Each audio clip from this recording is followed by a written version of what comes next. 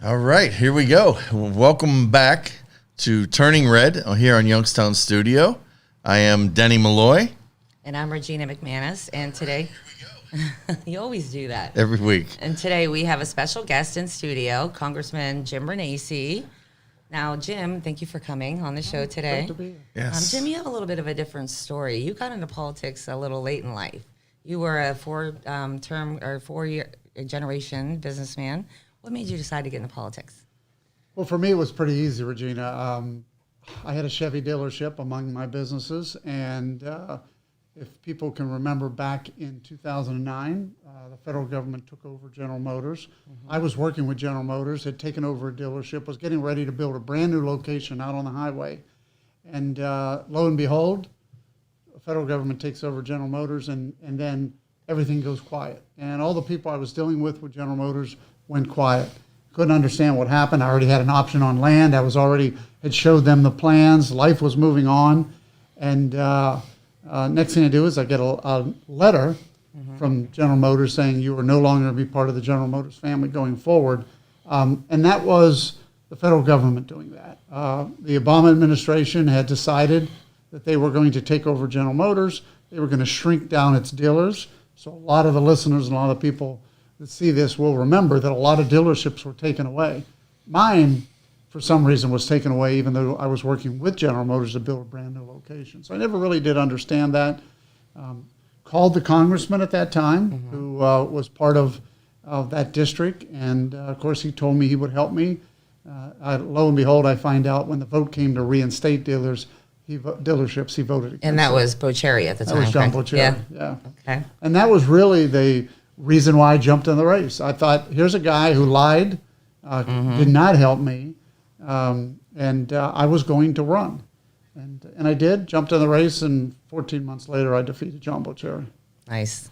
And that was a big upset. It was, yeah. It was a big upset. It was, you're talking the Canton area, 16th district, you got Worcester, and kind of that region of Summit County, Stark County area there. The one actually, unfortunately, now was Anthony Gonzalez's territory. Absolutely. And you did 4 terms. I did 4 two-year terms. I actually had to run. It shows you what happens. My second race, they redistricted. They changed my district 10 years ago, and they put me in another race against another incumbent, Betty Sutton. So I had to defeat 2 incumbents 2 cycles in a row, which has only been done one time in the history of the United States Congress, and that was by me.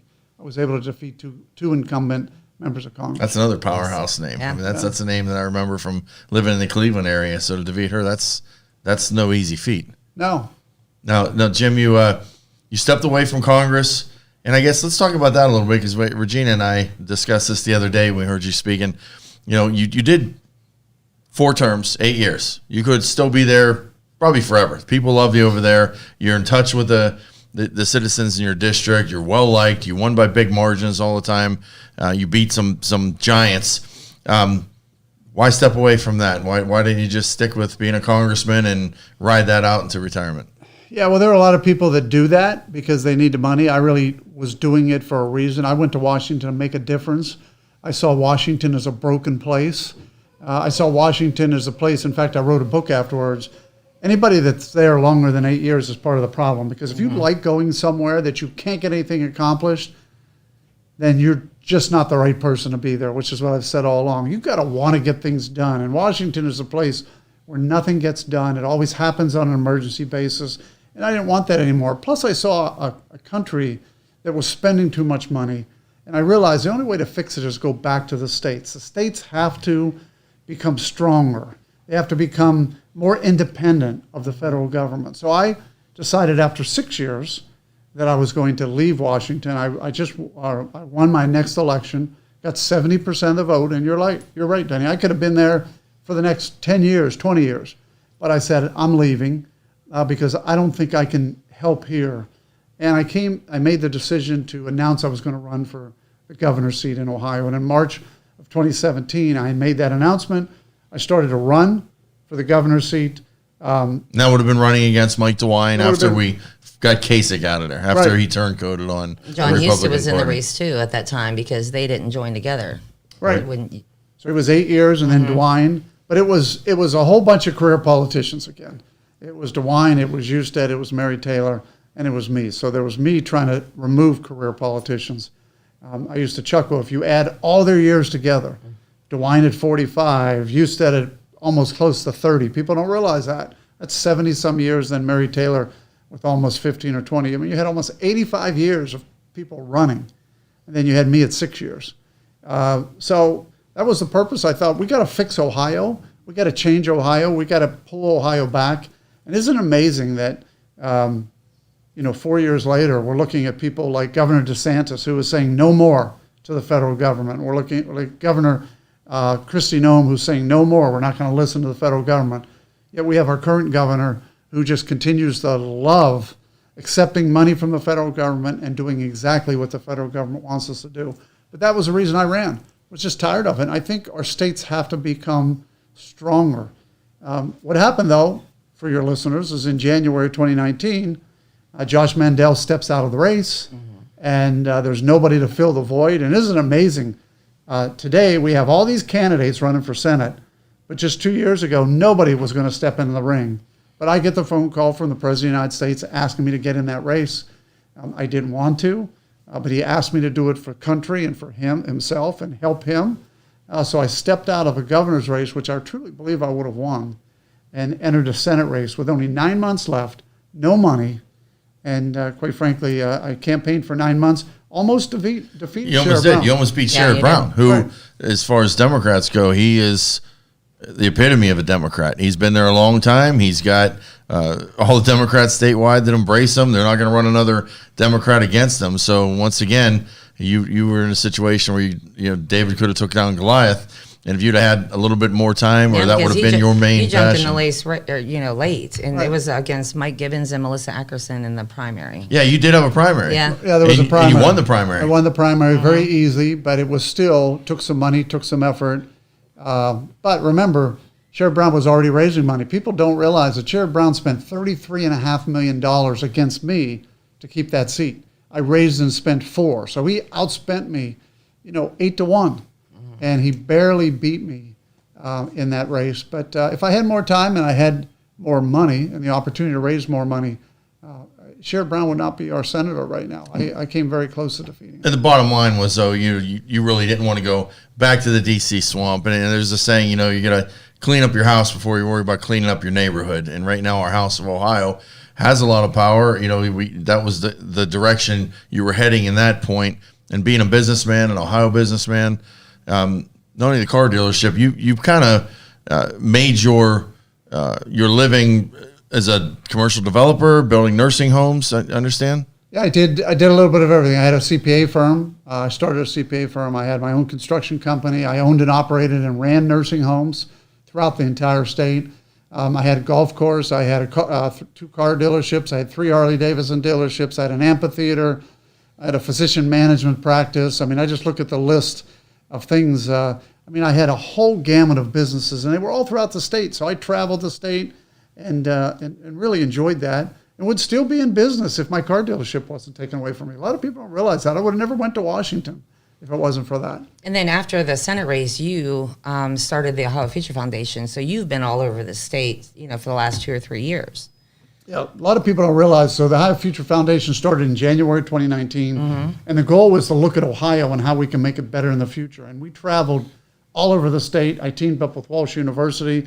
We went from cities to towns. We talked to mayors and communities, what was going on. Some of the stories like Steubenville and Youngstown and Portsmouth, for example, powerhouse cities that are now dying. People think of Ohio and say, oh, Columbus is great. Well, yeah, Columbus is great, but every other city's dying. So we spent time going around and talking to people and really making the case as to what's happened. What has caused Ohio to fall so far behind? I told you both that my first job right out of college was in Youngstown, Ohio. And I spent 3 years here. And I used to think Ohio was the land of opportunity. I mean, for those that are from this area, Ween United, Youngstown Welding, just some amazing companies, all gone. But not just Youngstown, NCR down in Dayton. You could take a whole gamut of companies that have left Ohio or gone from Ohio, gone elsewhere. And the question is why? Why are we losing ground? Why can't we compete? And that's what the Ohio Future Foundation was looking into. Jim, there's a couple things that when I was studying my notes and I was researching a little bit what we're going to talk about today. There's a couple things I really want to key in on that I think listeners need to know. I got to know you a little bit recently, and the more I meet you, I got to tell you, the more I like you and the more I relate to you. You were born in the Pittsburgh area, but you weren't handed a bunch of daddy's money. You just got done telling us you had 50 nursing homes, 4 Harley Davidson's dealerships. Those were things you earned on your own. You said your first job, you went to college, you came to Youngstown and you audited some of the businesses in Youngstown. So you were working a regular job just like anybody gets out of college, goes and works a job and works their way up. So let's dispel the rumors about that. You're a self-made guy. Well, absolutely. And look, my history is that my dad lost his job when I was 8 years old. We had nothing. My mother was a nurse. She kept the family afloat. I mean, I did odd jobs. I did go to college, but back in the days in Western Pennsylvania, you either went to the coal mines or the steel mills. I went to college because my mother begged me to go to college. I wanted to go to the steel mills. I went to college. I worked 3 jobs. I was a mechanic. I was on a road crew. I mean, these were all, and I drove a truck. I was a truck driver for 4 years to get through college. When I came, and then, of course, I got hired by a company that had offices in Youngstown and offices in Pittsburgh. It was a CPA firm. So that's where I spent time up here. But no, when I first started my job, when I took the job and moved, when I moved to Ohio, it was really to start my own business. And that was with a couple $100 in my bank account, a Dodge Champ, which most people don't even know what that is, a kitchen table and a chair in the back of the hatch. And I drove up here, rented an apartment, and got started with nothing. That's fantastic. And so you are you can relate to the Youngstown listeners here, Mahoning Valley, because from where, Pittsburgh, Mahoning Valley, we're kind of one and the same. We have a lot of people that have roots, uncles, aunts, people from the Pittsburgh area, and West Virginia, of course, too. But it's kind of the same ethnicity. The Italians seem to settle somewhere between Youngstown, Morgantown, West Virginia, and Pittsburgh. And so you understand what blue-collar life is. You understand what a blue-collar worker is and what a blue-collar job actually is. And that was you. Oh, absolutely. And again, my neighbors, my family, they all worked in the steel mills, the coal mine. My grandfather was a coal miner. My dad, was a railroad worker. I mean, I grew up in the blue-collar. I used to always chuckle. There wasn't a Republican we didn't even know what a Republican was. We were a blue-collar, union neighborhood and family that basically were Democrats. And, I grew up a Democrat. Yep, as did most everybody in the Mahoning Valley. When did you switch over? What? After Reagan. Yeah. Reagan was the president who convinced me that. And by the way, it's not that I switched over. The Democrat Party really left me and left so many other people. And today, I'm not sure who the Democrat Party is, but clearly, even my mother, who will turn 95 this year, is still a Democrat, but she doesn't vote Democrat. People are starting to realize that, the Democratic Party has left. They've gone into socialism. Yeah, that's the theme of the show, turning red. And I was the same way, Jim. I grew up Democrat by birth. That's what it is. Your parents work union jobs. They think you're going to be Democrat. If you want to play in the political game here, it's Democrat, Democrat, Democrat. Then all of a sudden, we look in the mirror and it's like, whoa, what happened to Jim Traficant's Democratic Party? What happened to even Ted Strickland's Democratic Party? Right. And what happened, of course, Kennedy's Democratic Party is the Republican Party of today. And people in the Mahoning Valley are seeing that, and that's why we are consistently winning so many Republican races. I mean, Mahoning County voted for Trump. Trumbull County voted for Trump twice. Yeah. We got state senators. We got state representatives now that are red. We got county commissioners that are coming in red. Auditors. This is something that the Valley is finally catching up to the rest of the world. And Youngstown has a great future. The Mahoning Valley has a great future. You brought up Columbus a little earlier. Columbus isn't that shiny little penny like it used to be anymore. If you watch world news, we got riots in Columbus. We got crime. We got some neighborhoods in Columbus that'll rival kind of Chicago and some of these other areas anymore. So when you look at what's happening right there in our capital in that area, Columbus isn't what it used to be. Yeah, the only thing Columbus has going for it is it has Ohio State University with 60,000 employees, and it has the state employment there with 60,000 employees. I've said all along that what we need to do in Columbus is break up that. We need to move some of those offices out of Columbus. we don't need everything concentrated in Columbus. Just think if you took one of the divisions of the state and put it in Youngstown and put it in Marietta and spread it around the state, which is what it should. Put these state jobs throughout the state and help build it. This is one of the ideas I had in 2017. I still believe we should break up that monotony, and then you wouldn't see a Columbus like you see it today. That's a fantastic idea. Yeah, And most of the people that work those places have moved already out to Sunbury and Delaware and Mount Vernon and places. They don't even live in Columbus anymore. So why not move this? That's a fantastic idea. Jim, some of the issues when you were in Congress, I guess, what are the things I wanted to ask you? What do you miss most about being a congressman, and what do you miss the least? Well, look, what I miss the least is being away from family and friends. 5 out of 7 days a week. I did come back every weekend, but that's and not getting anything done. You don't mind being away if you're getting something done, but when you're just down there doing nothing, wasting time, that's what I don't miss. Now, what I do miss, a lot of good friends. Look, I met a lot of Democrat friends. I still have Democrats who call me, and I know there's some Republicans who'll get mad when they hear this. I get Democrats call me and say, "I miss you. We loved you." Well, you got to work together. Yeah. And that's kind of a good feeling. But in the beginning, and I always chuckle, the first day I got to Washington, it was like, wow, how did I get here? Kid from Mon Valley, a kid from the blue-collar neighborhood is in Congress.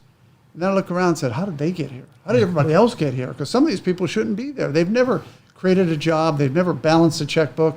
They've never done anything, and yet they're representing us, which is why we have a dysfunctional government.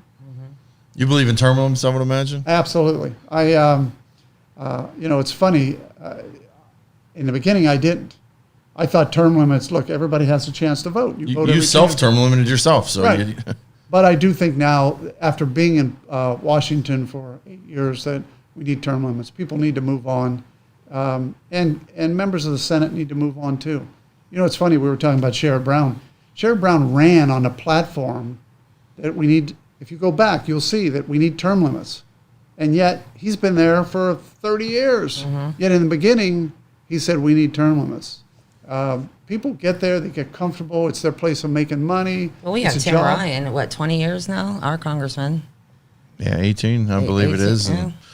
And then that district, what do you think is going to happen with that district? Well, look, if here's what's interesting. If they followed the law, which they won't. I mean, that was the other problem I had with Washington. We always had exceptions and exemptions and everything else. But here, they've set a law up on how people get redistricted, how the state should be redistricted. It should be city, it should start with the 7 cities, and it should go out from there. Well, if you do that, there'd be a very strong Youngstown district. But to do that, you have to get the minority to support you, which today would be the Democrats. So I think what's going to happen is the majority, which is the Republicans, going to say, the hell with that. We're just going to do our own redistricting. And the law says you can do that for just 4 years. So instead of having 10-year redistricting, you're going to see 4-year redistricting. And you're going to see Republicans kind of stacking the deck the way they want to do it, because they don't have to have the minority agreeing with them anymore. So with that being said, there'll be some people say Tim Ryan's district will be gone, but in the end, I do think there'll be a couple. Well, look, we're going from 16 members to 15, so somebody's definitely leaving. Mm-hmm. And it's weird too. You brought up minorities. Nobody even knows what a minority is anymore. Because even right now, when you look at it, there's no such thing as black people have to vote Democrat. Union people have to be Democrat. There are so many people that embrace both sides that we're blending in all the way around based on ideals and values and visions for a future, more so than segregated by color and race and class of where it is. I met many union guys now that consider themselves as red as this safe right here, as well as we're starting to see when we go to some of the Republican events too. And even my sportsman events, which are typically more of a Republican pro-gun type of a base, we're seeing people of color all the way through there, and it's awesome to see that. It's awesome to see the Republican Party embracing everybody and us becoming our own melting pot of people. I would agree, and that's what the Republican Party should do. Look, it's kind of interesting. We've got Caitlyn Jenner running as a governor candidate in California. I mean, As a Republican. as a Republican. Yeah. And I think in the end, it's about the ideals. Here's what I've said all along. It's one of the messages I try and tell people. We need to start voting for the ideals of the party, not the person. Just because somebody has an R after their name does not mean they're Republican. Sometimes they just take the Republican mantle because they want to be an R. And in the end, let's look at their voting history. Are they voting Republican? Are they voting for supporting the Second Amendment? Are they voting pro-life? Are they voting smaller government? We've got too many Republicans that aren't doing that. Yet we keep voting them and saying, we're happy to have a Republican in office. Well, no, I think we should have a constitutional conservative in these seats, somebody who believes in the Constitution and is conservative and wants to have smaller government, et cetera. Yeah, we're running into that problem right now with our governor. We're running into that problem right now in Trumbull County with one officer in particular who likes to say she's an R, but that's another whole story in itself too. Jim, let's talk about some of the issues going on in Ohio. Let's bring it back to Ohio and bring it back to what you've really studied, what you've been fighting for the last 4 or 5 years, or really your whole life, but the last 4 or 5 years hard with the Future Foundation. The governor was in a tough spot with the pandemic, as was every governor, as was every politician, as was every businessman, as was every citizen. This is new to everybody. You look at what some of the other states did. You look at Texas, look at Florida, look at South Dakota, look at some of the other red states, and we're supposed to be a red state here in Ohio. But we were a red state that had a whole bunch of COVID regulations and laws, just like we were a blue state. The mask mandates, the curfews that crippled so many businesses. Just like you said, the government picked and chose winners and losers with car dealerships. It seemed like our governor picked and chose winners and losers between family businesses and box chains. And the one thing I'll tell you, because I've told Regina 100 times, I've told the listeners every week, the one thing that bothered me more than anything is there was a time frame when COVID hit and the governor shut everything down and said only essentials, only essentials. Well, cigarettes, beer, they were included in there. Okay, I get that a little bit. But what really bothered me is he said the elderly need to stay home more than anybody, people that are immune compromised. But he left the damn Ohio lottery open every day through COVID. And when you looked at the little bait shops, you looked at the convenience stores, that's where all the old people, they had to leave the house to go play their numbers. And they wouldn't leave the house all day. They would wait, to go play the lottery. Yeah, they weren't there buying essentials, but he went to play the lottery. And I looked at that and I said, if this is really such a big issue, such a big deal, if this is really such a crisis, such a pandemic, and these people are so much at risk and the governor really cares about those citizens and wants to save lives, why the hell did he keep the lottery open every single day and allowed those lines to form and allowed people to go out? And they didn't miss a beat on the Ohio lottery. But people had to go into these physically places and buy their tickets. There's a little bait shop in Cortland we talked about, but nobody anywhere. It's a ghost town on the streets, 224 in Boardman. You couldn't see another car for a mile. But you go to the place where the lottery was, and they were lined up, and the people were lined up out the door to play the lottery games. To me, that was irresponsible as a governor, and I criticize him on that issue more than anything else through this whole pandemic. Well, look, I've said all along, Candidate DeWine, the reason I ran against Candidate DeWine is because I didn't think Candidate DeWine had the voting record and the background experience to run the state. And clearly, everything's come true. Go back to his voting record in Congress, his voting record in the Senate. It was always left-leaning, spend more money, gun mandates. I mean, he was F-rated with the NRA because of his mandates the Gang of Eight. And yet we thought he was going to be different. Well, people don't change. And so I was a little concerned about that. He got backed into a corner on Stand Your Ground and only signed it at the last minute because he felt the political heat from statewide. He reluctantly signed that, and he made sure he got his little red flag laws in there at the same time, which upset a lot of gun owners. Well, but just look all the way through this. I mean, every decision he made was non-Republican. The first thing he does out of the gate, raise spending. Second thing he does out of the gate, raise gas tax. I mean, these aren't Republican issues. Then he goes around and he adds cabinet members. I mean, he took positions and instead of the lieutenant governor taking a cabinet position like others have done, he actually made a new cabinet position, some more spending. I mean, these aren't Republican ideas. Then he turns around and he does nothing to change our jobs. So in 2019, before COVID even hits, we're losing jobs in the state of Ohio, and nobody's paying attention. While all other states are doing well, he's doing nothing. 2020 hits, and what's he do? He hides behind the director of health, who has no authority, no constitutional authority, and he starts shutting things down. He says what's essential, what's not essential. He says we're going to put curfews in. He says you're going to mandate masks. All the things, as you said, that Democrat governors were doing. And yet he's a Republican. And then we turn around and he steps back on all his, like you said, stand your ground. He was not going to sign that until he saw the political heat, and then he signed it. All of a sudden, we get close here to June 23rd, which is when the legislature can pull down all these mandates. And what's he do? He eliminates all the mandates. He does everything. And by the way, he also did it. He said that we had to have less than 100 cases per 100,000 before he would reduce all the mandates. Yet he waffled on that too. You know why? Because I hate to say this, but this governor has no political backbone. He wants to be a maintenance governor. He just wants everybody to be happy. He's scared the hell out of people too. I mean, think about it.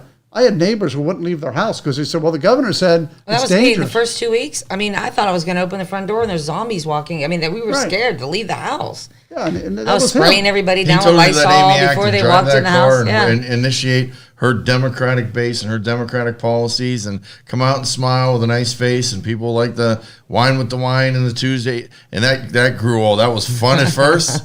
It was fun for a couple of weeks. It was a nice little 2 quick o'clock, little yeah. ride until you realize, like, whoa, wait a minute here. Wait a minute. This isn't a variety game show anymore. Now he's starting to use it for political gain. Now he's starting to cast her aside and trying to ride that wave still. Even today, he's still doing things occasionally on Thursdays, this and that, to make it look like we want him, like we can't wait until the next Thursday announcement comes up. And if he gives us a crumb, it's like we haven't eaten in so long. We're scarfing that crumb up and saying thank you for it right now. Right? And even the businesses that did make it through COVID, they can't find people to work. No. It's crazy because of all the money that they're getting. They're just like throwing money at them to stay home. Well, what's even worse than that, you got to go back. In 2019, the governor was told that the unemployment system was not capable of handling even the slightest recession. The federal government told him that in February. The state LSC commission told him the exact same thing in October. What's he do? He does nothing.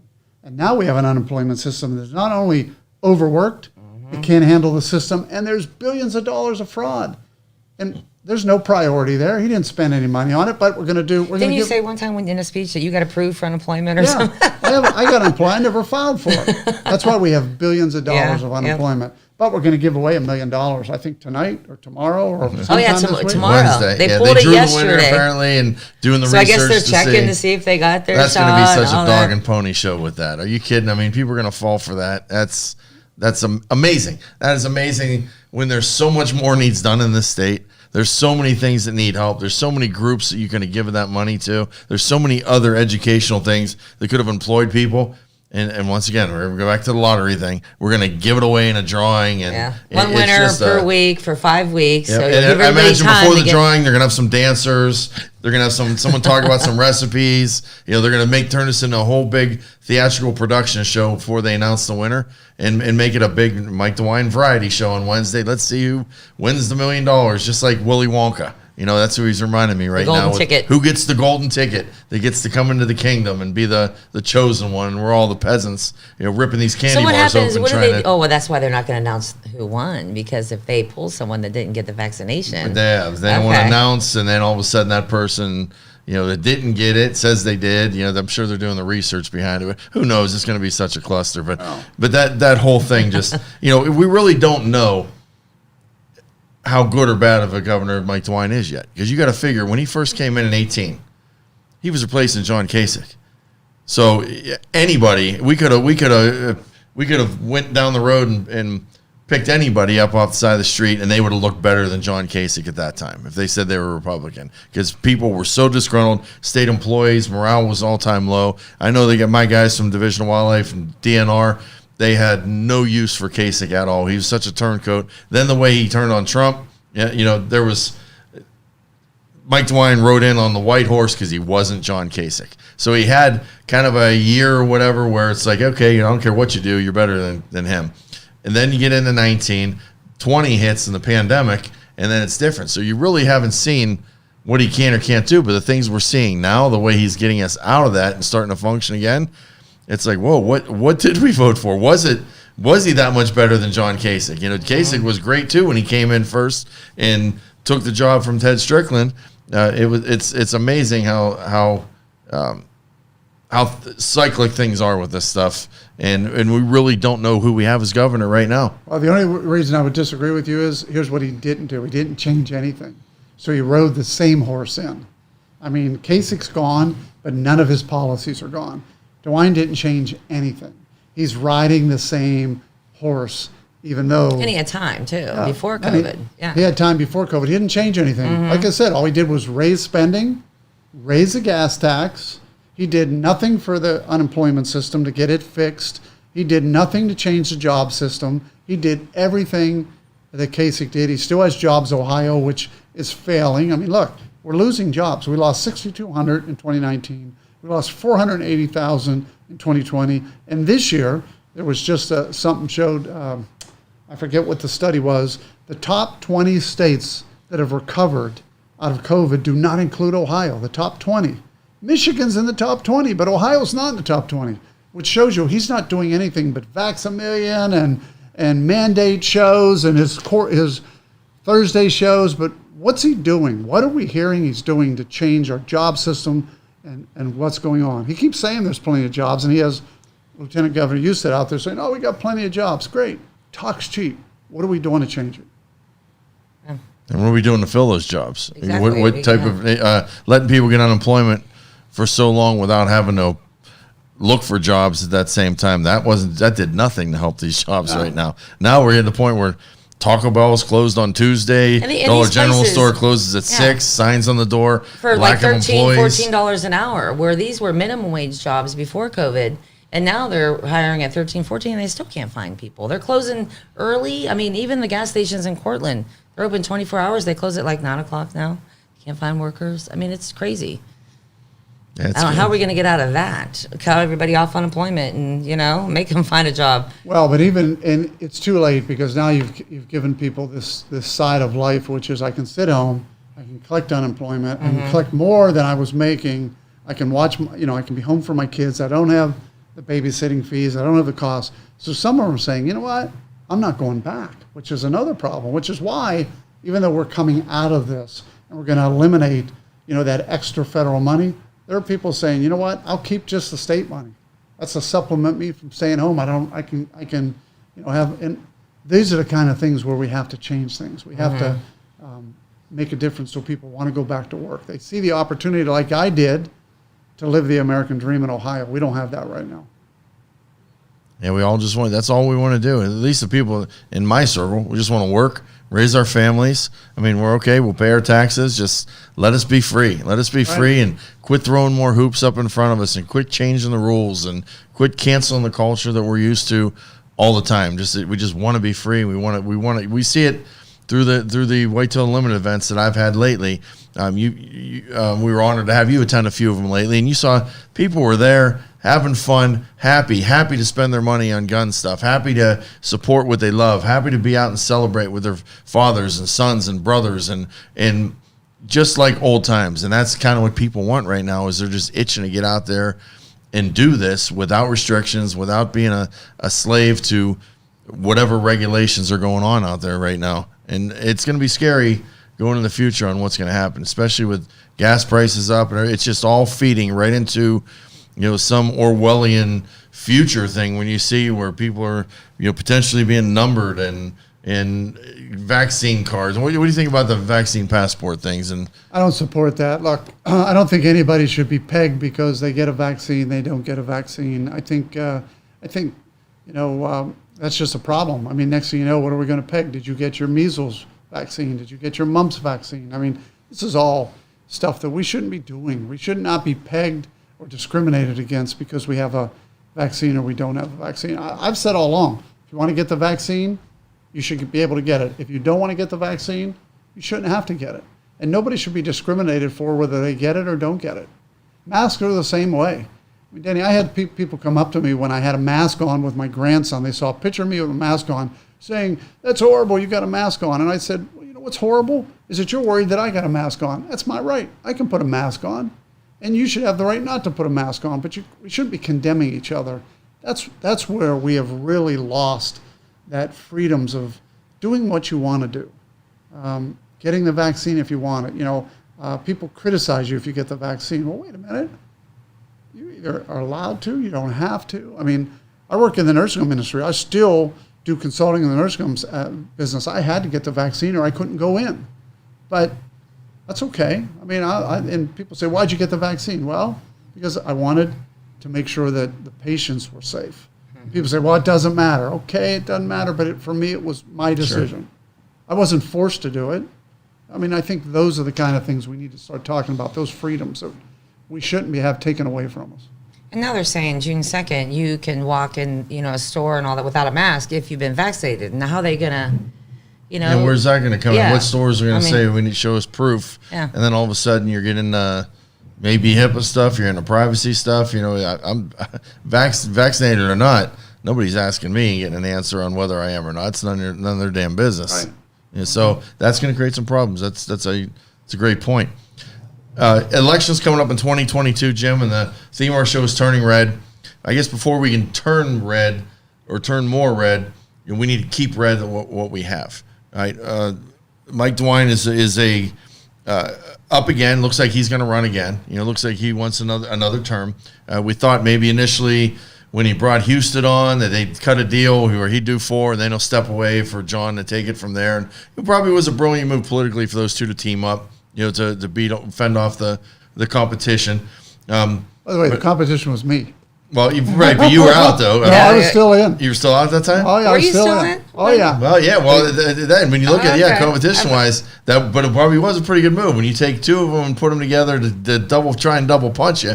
Yeah, I still think you would have won too. Don't get me wrong on that. But think about it. I want to throw one thing in before we get past that comment. Think about we're the 7th most corrupt state in the country right now, based on a 2019 study. That was before the House Bill 6 first energy issue. Yeah. So we're probably worse than 7th now. But we talk about pay for play. Lieutenant Governor Husted paid $4 million to Governor DeWine's campaign to become lieutenant governor. People forget that. They say, well, they teamed up. Well, actually take a look at it. What would Lieutenant Governor Husted have done if he would have stayed in the race and lost? He would have had nowhere to go. Mm-hmm. So now all of a sudden, he puts his $4 million. I mean, some people have told me that. I never really thought about it.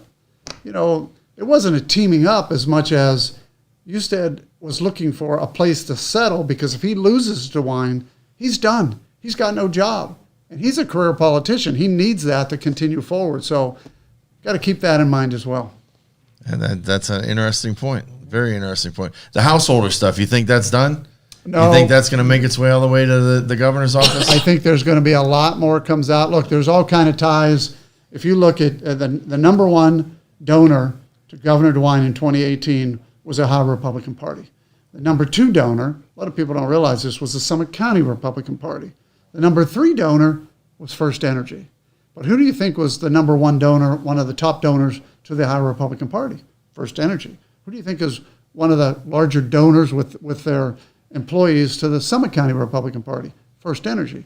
So there's a real tie here with First Energy. I mean, people have said that Governor DeWine got almost $5 million directly or indirectly. I don't have that number for factual, but I've seen it, I've read it, I've seen people talking about it. If you start to add all that up, he got a lot of money from First Energy directly or indirectly.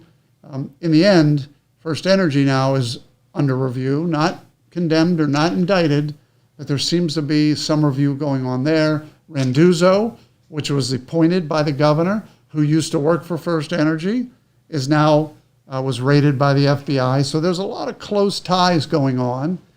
We just saw the governor, his chief of staff, step down. By the way, for your listeners, stepped down, took another position for just as much money.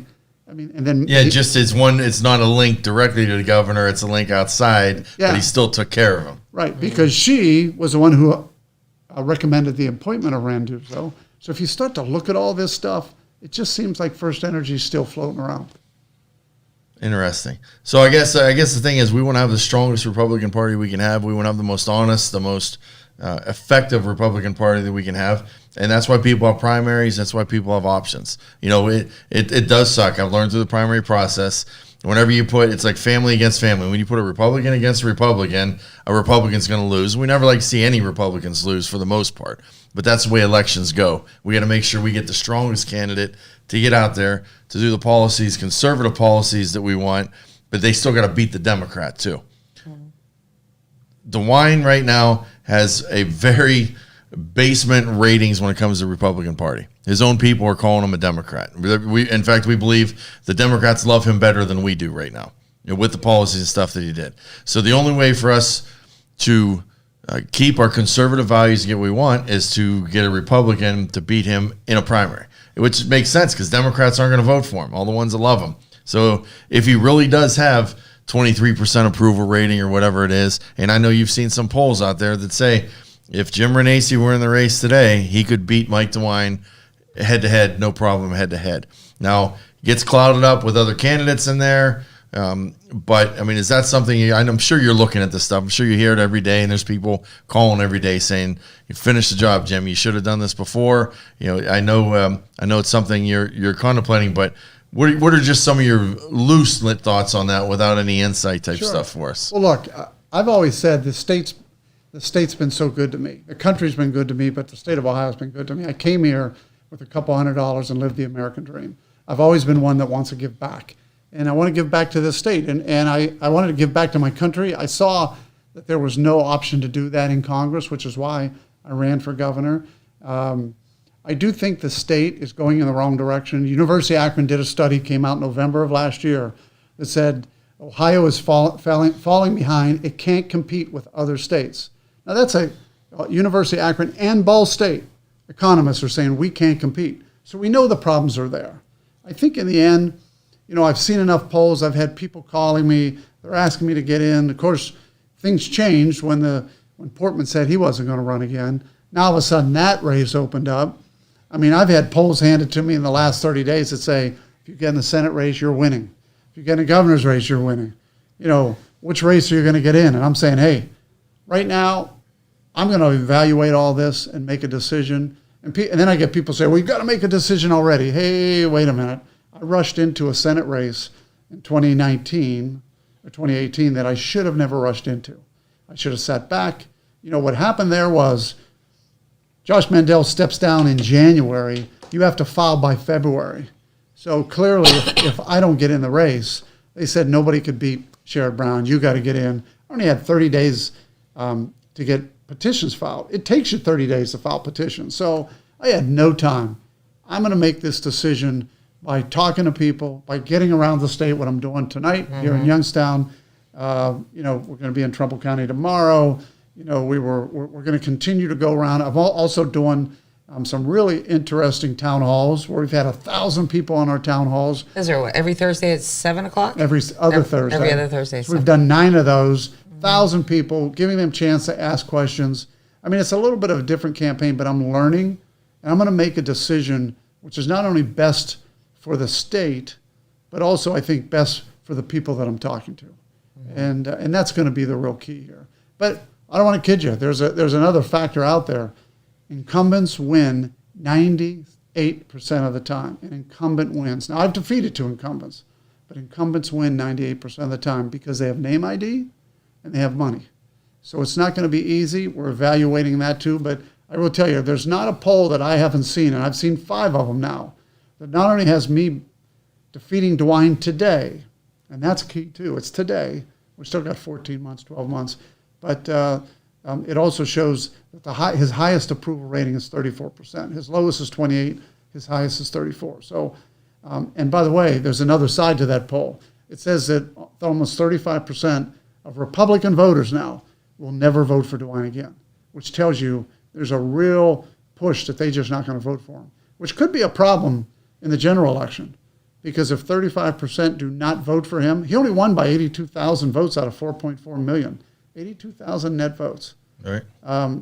35% don't vote for DeWine, we end up with a Democrat as our governor. And that's why we're Regina and I, there's some other people that have declared, some other names are popping up. We went and saw them and just to learn and said, that's great, but to be a CEO of the state of Ohio with the thousands and tens of thousands of employees you have in the state, it's going to take more than someone with a good idea and a catchphrase. It's going to take someone who can be a CEO that has the financial experience, has the business acumen. You've dealt with the General Motors people face to face. You've dealt with corporations. I'm sure you've dealt with developers and people with far much more money than you had on a daily basis. That's what you do. You're the type of guy who probably gets up in the morning and puts a sport coat on, not even knowing what you're going to do today yet. Where when I have to put a sport coat on, it's a big deal. It's something I'm going to something that is a special occasion. We want someone to be a CEO that's going to lead us, someone that has business sense that way. And this isn't a joke. This isn't playing around to be governor of the state of Ohio. There's a lot of people out there that I've met that got some great ideas that can really motivate people to do stuff. But you're going to put them in a board meeting, a boardroom with the General Motors, put them in a boardroom with some of these tech companies, put them in with, potential, maybe some of the gun manufacturing companies that want to move out of their states for better, greener pastures. We want the business guy in there that understands it, the guy who is the CEO that can do that. And that's why I think a lot of people are gravitating towards you. So I don't blame them. If people are telling you, what are you going to do, Jim? You need to do this, you need to do this, you need to do this. I'm asking on behalf of Turning Red too. You need to really listen to that call because if we want to make a change in Ohio, that's you got to do it. We're speaking of suits right now. I'm going to throw a quick little plug in while I can. If you're looking to dress the part, and I was looking myself, I'm not a suit guy. So I Googled around and said, where do you get a suit in Youngstown? And I found Tom James is the name of the company. They're right here in the Ohio Commerce Building where I am. There's a guy there named John Lisco. You come in, he does your size. He'll come to your office and take your measurements. He's a custom tailor that represents this company. And I'll tell you what, I got my suit last week, and I am so pleased. I can't believe I never did this before in my life. But I want to throw a nice little plug out to John because he's in this building. You can find a Tom James. Google that in Mahoning Valley, people, if you want to upgrade your decor, your dress wear. We've got a couple events coming up, Regina, tomorrow. Top Notch Diner in Cortland, Ohio. They do red, white, and blue Wednesdays, and they have a guest speaker every Wednesday. And Congressman Jim Renacci will be speaking tomorrow, and that is at 6 p.m. And what else do we have? Jim, that's the restaurant that made national news for the masks. Because they had signs up, don't wear a mask in a restaurant. You want to wear a mask, go somewhere else. Yeah. And they took a lot of heat, and that basically the state came after them. The health department came after them, and that's where they really realized statewide that there's no teeth in their mandates, and they backed off of them and let them go. Yeah. And so he's rode that on to Wednesdays. We're doing conservative night, and we're bringing in conservative speakers in, and you're going to be the guest tomorrow. So they gained a lot of business too over that because they should. I literally drive by that restaurant on the way to my house, so I'm back and forth a couple of times a day, and they're always packed. It's right in Main Cortland. When you pull into Cortland across from Greenwood Chevrolet, the Iron House, right there where Route 5 comes into 46. It's Top Notch Diner. I encourage everyone to be there tomorrow at 6. If you want to meet Jim Renacci in person, hear you speak in person. I love your speeches. They're electrifying. You walk out of there ready to run to the polls and vote. Come tomorrow and meet Jim. And even tonight, if you're driving around Mahoning Valley right now, when we leave here, Jim, you're going to the Mahoning County Republican Party headquarters. Right. We're doing Dogs and Draft with Jim Renacci. It's free. It's on Market Street across from the Quench. So if you're out and about, Boardman, you're listening right now, get in the car. You got plenty of time. We haven't left the studio yet, so we're not going to make it there until about 20 after 6.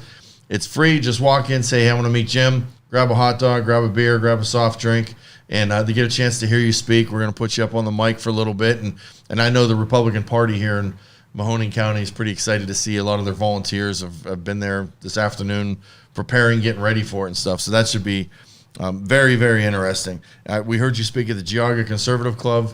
I think we need to shout out to the gentleman that ran that over there, Mario Innocenzi. Yeah. And that was something. Great job. Yeah, thank you for bringing me to that with you, Regina. That was Conservative Club, that was a very neat event, the Conservative Club, Geauga County Conservative Club. Mario, you did a great job. And Jim, you're going to be traveling across the state a lot in the next couple of weeks, I guess, as you ponder some thoughts. Oh, yeah. Well, we're going to continue to talk to people. We're going to continue to travel. We got a number of things scheduled. And, we'll be making a pretty big announcement here probably in the next 30 days. Big announcement and coming up in the next 30 days from Jim Renacci. So that's pretty exciting. That's pretty interesting, pretty exciting. And I know there's a lot of people that are just starving for a better life. They just want Ohio to be the best that it can be. Some people have been let down by this as they regroup and they're looking back. We've had a chance to reflect a little bit. And, you hate to knock any Republicans, but we need to make sure that we've got Republicans in offices all over the place, people with conservative values more like ours, because that's where we get these goofy gun things, and we get these restrictions that come out of nowhere that don't hit the target intended for, and innocent people get stuck, caught in the crossfire. And our heart goes out. We've talked on the show with some of those people, Regina, that have lost their businesses, and the businesses have been down and have been hurt by what happened with COVID that maybe didn't need to be hurt as bad as they were. Yeah. Maybe they could have survived had the state just helped them out a little bit more. Maybe they could have survived if we had a governor like Governor DeSantis. That's what I hear all the time. Yeah. I hear that a lot. Christy Knoll and Governor DeSantis, and you're one of your favorites, Abbott in Texas. Yeah. So there's life out there. It can be done. You look at those states. Ohio's no different. We can be a powerhouse. We need to flex our muscle. And in Mahoning Valley here, we're turning red. We are turning red more and more every day. And we really appreciate having you on the show, Jim. Glad to be here. I was honored. Regina's been talking about you since the day she took over my campaign last year. Renacci this, Renacci. Well, the Ohio Future Foundation, because I was, on that, and we were all over. She gave me a copy of your book. Yeah. And fantastic. And then we chatted on the phone one day. But she didn't lead us wrong. So she made a good pick there. And I think that's what the listeners out there, you need to meet Jim face to face. That was one thing I missed out on earlier, is bringing up, if you consider a guy who went to answer the call, he was pissed off at the government and he wanted to go make a change himself for 8 years and then step back away from a career politician, then something's wrong. I want someone with some experience. I'm not going to hire a plumber and this is the first toilet he ever worked on.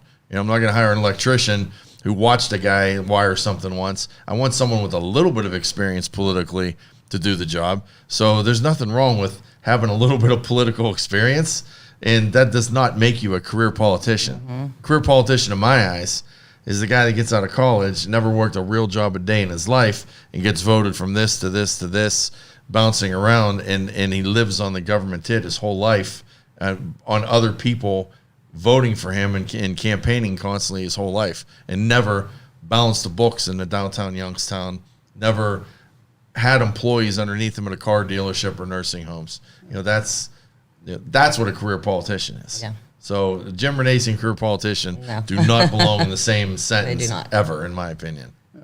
Well, I appreciate that. You're right. I mean, you just named some people. You said that. People who have gotten out of college and have been in politics their whole life. Sherrod Brown, Mike DeWine, John Husted. You can go right down the list. Continue. I don't care if they're Republicans or Democrats. These people don't know anything. They never created a job, never balanced a budget, but they act like they're good at it, yet nobody's happy. If you think about it, we're not happy with our federal government. We're not happy with our state government, yet we keep electing the same people. Mm-hmm. There's time we got to make a change. Yes. Yeah, it's always good to bring something new and some new, fresh ideas. And, a lot of times we can't do any worse. And we're getting in one of those situations here where, you get a governor who's got a 28% approval rating. That's not much better than John Kasich when he left.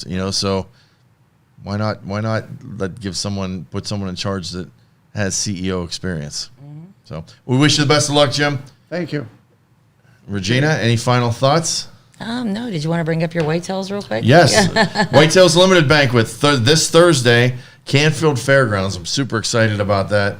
Huge facility. We used to do it at the Saxon Club. We were at the Metroplex last year. This year at the Canfield Fairgrounds, we're at about 300 people right now and growing. Tickets are available. Go to whitetailsunlimited.com. Right now, I just finished up the gun order today. I got 75 guns on order as of right now that are going to be there. And if the numbers go up, we'll go even more than that. So my goal is one gun for every 4 people that are in the room. So come on out. It's only $30 a ticket. How do you beat that? Your drinks and your meals included. Jeff Crystal's the caterer. You can call me, 330-507-9489. Go to whitetailslimited.com and come on out and see us. And you'll be around a whole bunch of freedom-loving patriots, Second Amendment people that want to protect and preserve the hunting tradition. And there'll be a lot of Democrats there and Republicans, but for one night, we all come together as pro-gun, and we're all on the same team. And I think, we're talking Mahoning Valley Democrats, so they're a little bit more purple than they like to admit. And I think a lot of them, when they're behind the closed doors and in the polls and their boss and people aren't looking over their shoulders, I think they hit that red button once in a while. So I'm glad to see that. I'm glad that we have people like Jim Renacci to lead people over to the other side and help the whole state turn red, the whole country turn red, especially here in the Mahoning Valley. So until next week, I don't know which day. We'll have to announce whether it's Tuesday or Thursday. Our schedules are pretty busy. But we thank you for listening to Youngstown Studios and watching today. And you can watch the whole format that they have. Joe's got a great thing going on here with Youngstown Studios, cutting edge. Listen on a podcast. Make sure you share this with your friends. After you watch tonight, you can go to Youngstown Studio and hit the share button and share it with your friends that need to know Jim Renacci a little better. And thank you for coming on. We'll have to have you back on again. Yeah, thank you. Sure. Appreciate it. Okay. We are over and out. Thank you for listening to this show on Youngstown Studio. If you like our programming, we invite you to subscribe to our YouTube channel, follow our Facebook page, or subscribe to your favorite podcast platform like iTunes or Spotify. This is original Youngstown content, and we would appreciate you sharing the videos and the word about us. Thank you.